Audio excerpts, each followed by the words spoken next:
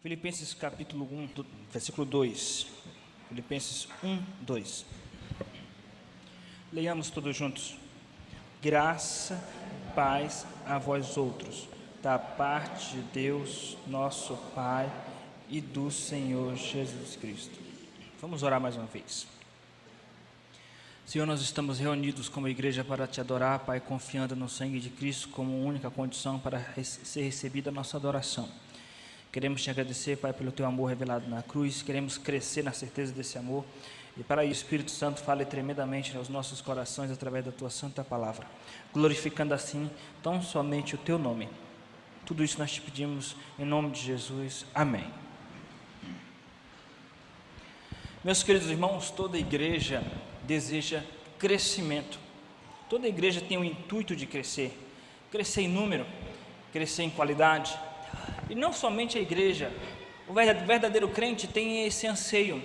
Se você é crente de fato, você deseja crescer espiritualmente.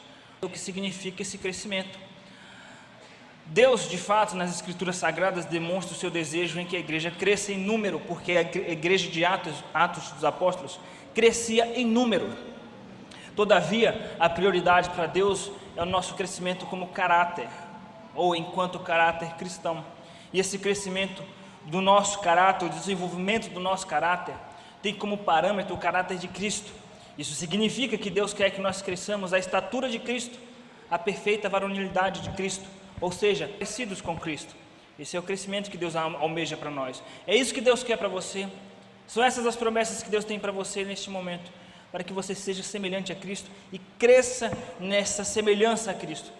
E uma igreja que amadurece, uma igreja que cresce, é uma igreja que se assemelha ao caráter de Cristo. Esse é o crescimento que Deus tem para nossas vidas.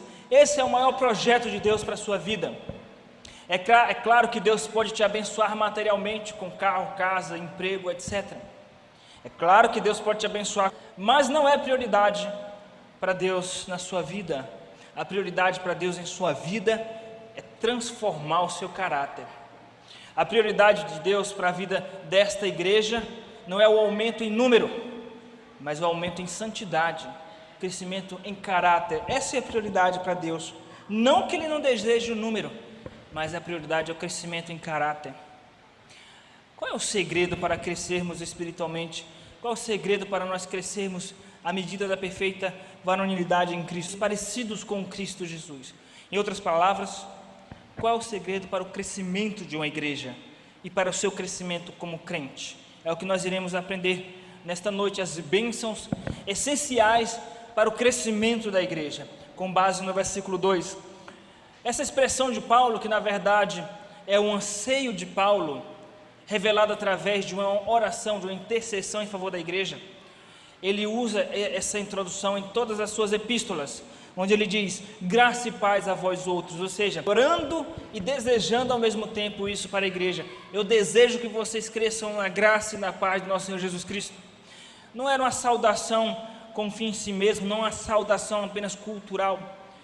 E veja, meus irmãos, a igreja, ela originalmente passou a usar o graça e paz com um sentido sincero de desejar que o crente cresça na graça do Senhor Jesus Cristo, na paz.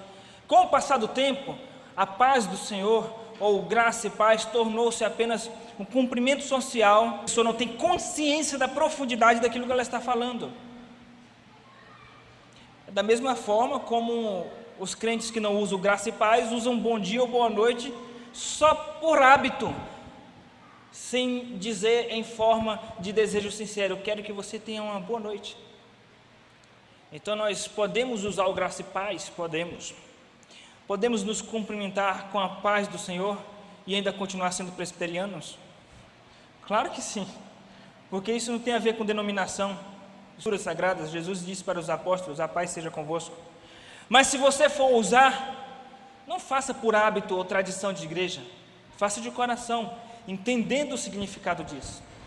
Nós iremos entender, meus irmãos, o significado teológico da expressão de Paulo, da saudação de Paulo, graça e paz. Isso tem a ver com as bênçãos espirituais na vida da igreja. Quais são as bênçãos que são essenciais para o crescimento da igreja?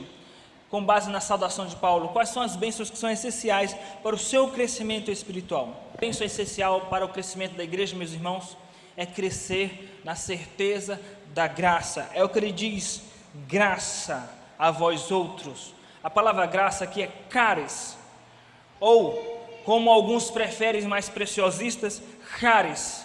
Significa um favor, um presente ou um dom que Deus dá para alguém de forma incondicional, sem nada lhe pedir em troca, sem exigir nada em troca. Isso é graça, é um favor imerecido. Meus irmãos, quando nós dizemos que uma bênção essencial para o crescimento da igreja é crescer na certeza da graça, nós estamos, na verdade, usando o texto de Paulo e ampliando de acordo com a teologia bíblica exposta da segunda carta de Pedro, capítulo 3, versículo 18, onde Pedro diz: crescei na graça de nosso Senhor Jesus Cristo. É esse o intuito de Paulo ao escrever as cartas às igrejas. Quando ele escreve essas cartas, ele tem como objetivo, como intuito, que aquelas igrejas crescessem na graça. Por isso, cresçam na graça. Agora, por que ele começou com a graça? Por que ele não começou falando dos dons espirituais? Por que ele não começou falando do louvor, de tantas outras áreas da vida cristã, da comunhão? Ele começa falando da graça, por um simples motivo: você está aqui hoje, nesta noite, meus irmãos, por causa da graça. Você entendeu o Evangelho por causa da graça. Você foi salvo por causa da graça. Você foi eleito antes da fundação do mundo por causa da graça. Você recebeu dons espirituais por causa da graça. Você se alimenta por causa da graça. Deus te dá livramento todos os dias por causa da graça. Deus cumpre as suas promessas por causa da graça. Você tem acesso à presença de Deus por causa da graça. Você foi livre do inferno por causa da graça. Você tem a habitação do Espírito Santo por causa da graça. Você vai morar na glória por causa da graça. Os anjos de Deus te cercam por causa da graça. Então, a vida da igreja não começa sem a graça. Essa é a importância do tema da graça. Agora, entendendo teologicamente, significa graça. O que é graça teologicamente? Uma vez que nós já entendemos etimologicamente que significa um favor, mas teologicamente para a vida cristã, qual é o significado da graça? Meus irmãos, a graça de Deus que Paulo aqui trabalha e trata, significa o amor incondicional de Deus revelado na cruz e aplicado às nossas vidas. Isso é graça. E quando nós dizemos que uma bênção essencial à vida da igreja é crescer nessa certeza, significa que você, na certeza de que Cristo morreu na cruz pensando em você, que Ele morreu na cruz por você gratuitamente, para te salvar gratuitamente. Significa que Ele vai te dar acesso ao céu gratuitamente, sem te pedir nada em troca. Isso é graça. Significa que Ele te ama incondicionalmente. Isso significa que Ele não vai mudar com você nem com a igreja, independente dos seus erros, independente dos erros da igreja. Porque está escrito em Oséias capítulo 11, como amei. Porque está escrito em Romanos 5,5, o amor de Deus é derramado em nossos corações através do Espírito Santo que nos foi outorgado. Porque está escrito em Romanos 5,8, que Deus prova seu próprio amor para conosco pelo fato de ter Cristo morrido por nós, sendo nós ainda pecadores. Porque está escrito em João 3,16, que Deus prova o seu amor para conosco enviando o seu único Filho, o Filho unigênito. Isso é graça. Está escrito em Efésios capítulo de número 1, capítulo 2, versículo de 1 até o versículo 8, estando vós mortos em vossos delitos e pecados, Ele vos deu vida com Cristo Jesus. Ele vos deu vida sendo rico em misericórdia por causa do grande amor com que nos amou. Isso é graça. Pela graça sois salvos. Em outras palavras, crescer na certeza da graça, meus irmãos, é crescer na certeza da salvação. Deus não apenas permite nós termos certeza da salvação, como Ele deseja, como Ele ordena que nós tenhamos certeza da salvação. Isso é graça, isso é crescer na graça. Paulo disse para Timóteo: toma posse da vida eterna. Está escrito na 1 João, capítulo de número 5, versículo 13, onde ele diz que essa é a certeza que nós temos, a vida eterna. E essa é a promessa que nós temos, a vida eterna a todos aqueles que creem no nome do Senhor Jesus Cristo. Eu vos dou a vida eterna. Ninguém tira das mãos do Senhor Jesus Cristo as ovelhas, e Ele dá essa vida eterna gratuitamente. Isso significa que você não precisa fazer nada para ser salvo, que você não precisa fazer nada para se manter salvo. E se você discorda da Bíblia, porque a Bíblia diz em Romanos capítulo 3, versículo 20, que nós somos justificados diante de Deus pela graça, pela fé, independente de obras, Romanos 3, 28. Romanos capítulo 5, versículo 1 diz que nós somos justificados pela fé. E ainda tem crente que tem dificuldade com esse tema, certeza da salvação, certeza da graça, que crente não perde a salvação, isso é coisa de calvinista. Leia a Bíblia, leia a Bíblia, isso não é coisa de calvinista, isso é coisa do Espírito Santo, ele nos assegura a salvação. Mas eu conheço uma pessoa que se desviou, saiu do nosso meio porque não era um dos nossos, simples assim. Como que Deus vai te dar algo tão lindo, tão sublime como a graça, a salvação, e tirar de você? Os crentes que duvidam da perseverança dos santos, os crentes que têm medo de perder a salvação, na verdade não entenderam o propósito da cruz de Cristo. Mas pastor, se você ensinar que nós não precisamos fazer nada para ser salvo, algumas pessoas podem viver pecando, o problema delas. Pregar a Bíblia com medo de alguém distorcer, problema delas, se elas querem viver pecando, quem vai para o inferno são elas.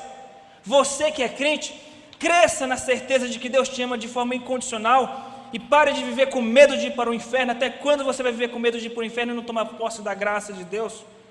Cresceu na igreja e fica com esse medo? Não entendeu ainda a palavra da graça? Não conhece a Deus como Samuel, que estava crescendo no templo, no tabernáculo e não conhecia Deus? Há quanto tempo você vai passar dentro da igreja sem ter certeza da graça? Por isso que a sua vida não muda, porque quando a graça, automaticamente a sua vida muda. Meus irmãos, a primeira bênção essencial para o crescimento da igreja é crescer na certeza da graça. Por que algumas pessoas, na verdade, o ser humano tem dificuldade de aceitar a graça? Simples, por causa da soberba, em primeiro lugar. Porque é muito humilhante nós sabermos que nós vamos entrar no céu gratuitamente, independente de obras. É muito humilhante sabermos que nós não precisamos fazer nada para ser salvo, a não ser crer de todo o coração em Cristo. Isso é humilhante, uma vez que nós oramos, lemos a Bíblia, damos esmola nos faróis. Eu dou esmola no farol, como que eu não vou para o céu? Não vai para o inferno com a sua esmola se você confiar nela. Você tem que confiar em Cristo Jesus somente ponho a minha fé na graça excelsa de Jesus. Mas pastor, é fácil assim?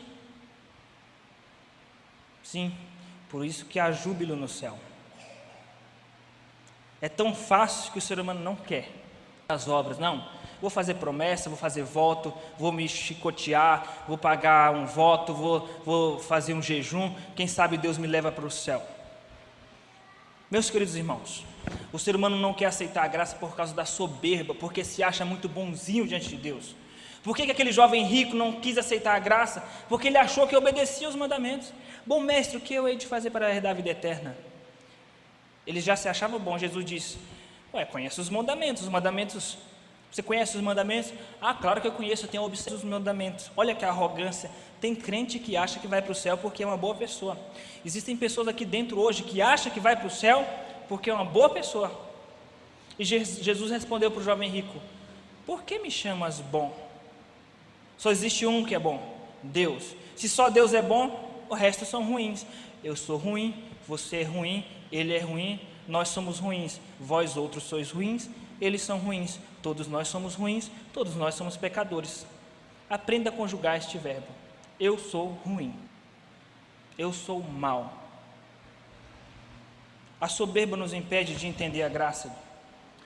Um outro motivo, o senso da justiça, o senso de retribuição. O que significa isso? Deus gravou no coração do ser humano o senso de justiça de maneira tal que o ser humano sabe que ele vai pagar pelos seus erros quando ele comete alguma coisa errada, algum crime, algum erro.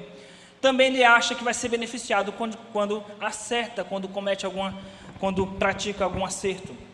Esse senso de justiça nos faz de inferno. Ou seja, meu Deus é santo, Ele manda para o inferno quem faz coisa errada. Eu fiz coisa errada hoje, já acho que eu não vou mais para o céu. Está correto, pastor, esse senso de justiça do meu coração? Está. Quando o seu coração diz para você que você merece o inferno, ele está corretíssimo. Só que você vai educar o seu coração, inclinando-o para a cruz. Quando o seu coração disser: Você merece o inferno, olha o que você fez, você diz, de fato eu mereço, mas Cristo pagou na cruz os erros, eu não vou para o inferno. Por isso que está escrito na carta de João, primeira carta de João, capítulo 2, capítulo 3, versículo 6 em diante, versículo 20, capítulo 3, versículo 19 e 20, se o nosso coração nos acusar, Deus é maior do que o nosso coração. Então, o primeiro motivo porque as pessoas têm dificuldade de aceitar a graça, soberba. O segundo motivo porque as pessoas têm dificuldade de aceitar a graça, o senso de justiça do coração. O terceiro motivo porque as pessoas têm dificuldade de aceitar a graça, interpretação bíblica errada, equivocada, hermenêutica. Porque as pessoas usam um texto de Tiago de forma equivocada, onde diz, a fé sem obras é morta. Como, pastor, você disse que não preciso fazer nada para ser salvo, a não ser crer em Jesus Cristo, se Tiago diz que a fé sem obras é morta? Eu já falei aqui, vou repetir com muita tranquilidade, até o dia que eu estiver aqui vou continuar repetindo. Tiago não está contradizendo Paulo. Paulo, ele está falando de salvação, de justificação diante de Deus. Romanos 3:20, Romanos 3:28 diz, ninguém será justificado dele por obras da lei. Paulo está falando de justificação diante dos homens, onde ele diz, mostra-me a tua fé e eu te mostrarei as minhas obras. Ele não está mandando mostrar para Deus, ele está dizendo que nós vamos justificar nossa fé diante das pessoas com as nossas obras. Ele não está falando que a fé e obras andam juntas na salvação. Eu já vi teólogos de renome dizendo, olha, nós somos salvos pela graça, somos salvos pela fé, mas as duas coisas andam juntas, Fé e obras não andam juntas para a salvação. Eu vou repetir, fé e obras não andam juntas para a salvação. Para a salvação é a graça, fé somente. Pastor, isso é coisa da sua cabeça, Romanos 3:20, Romanos 3:28, independente de obras, então não anda junto. Agora, se você é salvo, obviamente, no dia a dia, a sua fé será evidenciada por suas obras. É um outro tema, é um outro assunto. Queridos irmãos, por que é difícil as pessoas acreditarem na graça? Por causa da soberba, por causa do senso de justiça, por causa de interpretação errada. E o que eu tenho que fazer para crescer nessa graça, na certeza da graça? Leia mais a Bíblia, porque a Bíblia é a espada do Espírito, e a Bíblia diz em João 17:17 que nós somos santificados na verdade. Quanto mais você lê a Bíblia, mais convicção você tem de que Deus te ama de maneira incondicional. Tenha uma vida de intimidade com Deus em oração, pedindo para Deus, Deus me ajuda a ter convicção do teu amor incondicional, acreditar na graça, porque a minha tendência é não acreditar na graça. E olhe constantemente para a cruz. Todas as vezes que você se entristecer, ficar com medo de ir para o inferno, olhe para a cruz. Olhe para a cruz. O que significa olhar para a cruz? Lembrar que Jesus já pagou por todos os seus pecados, até os pecados que você ainda vai cometer, eles já estão perdoados. O pecado que você vai cometer amanhã já está perdoado. Ah, pastor, então posso viver fazendo festa, viver pecando? Pode, mas não deve. Se fizer, vai. Meus irmãos, bênçãos essenciais para o crescimento da igreja. A primeira bênção, crescer na certeza da graça de Deus. Segunda bênção, crescer na certeza da